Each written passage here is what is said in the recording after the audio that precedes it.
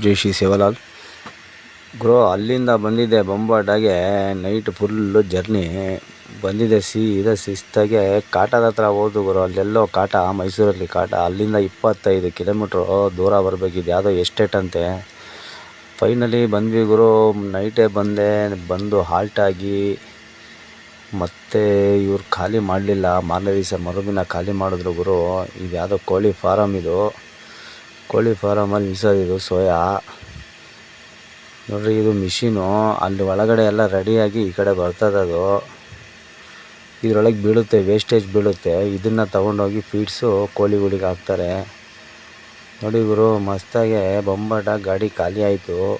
ಲಾಸ್ಟಿಗೂ ಖಾಲಿ ಮಾಡಿದ್ರು. ಒರಿಸ್ಸಾ ಬಿಹಾರಿ ಹುಡುಗರು ಇನ್ನೊಬ್ಬ ಬಂದು ಚಾಪಾನಿಗೆ ನನ್ನ ಗಾಡಿ ಹತ್ರನೇ ನಿಂತಿದ್ದ. ಹೆಂಗೋ ಚಾಪಾನಿ ಕೊಟ್ಟು ನೋಡಿ ಗುರು. ಕೋಳಿ ಫಾರಮು ಭಾರಿ ದೊಡ್ಡದಾಗೈತೆ. ಕೋಳಿ ಫಾರಮು ಬೊಂಬಾಟಕ್ಕೆ ಈ ಗಾಡಿ ನೋಡಿ ನನಗೆ ಭಾಳ ಇಷ್ಟ ಆಯಿತು ಗುರು. 6 ವೀಲು ಮಸ್ತಾಗೈತೆ. ಮೈಸೂರು KR ಪೇಟೆ ಗಾಡಿ ಬೊಂಬಾಟಾಗೈತೆ ಗುರು. ಗಾಡಿ ಮಾತ್ರ ನೆಕ್ಸ್ಟ್ ವೀಡಿಯೋದಲ್ಲಿ ಇನ್ನು ಅಪ್ಲೋಡ್ ಮಾಡ್ತೀನಿ. ವಿಡಿಯೋ ಇಷ್ಟ ಆದರೆ ಲೈಕ್ ಮಾಡಿ, ಫಾಲೋ ಮಾಡಿ, ಶೇರ್ ಮಾಡಿ ಗುರು ಆದಷ್ಟು.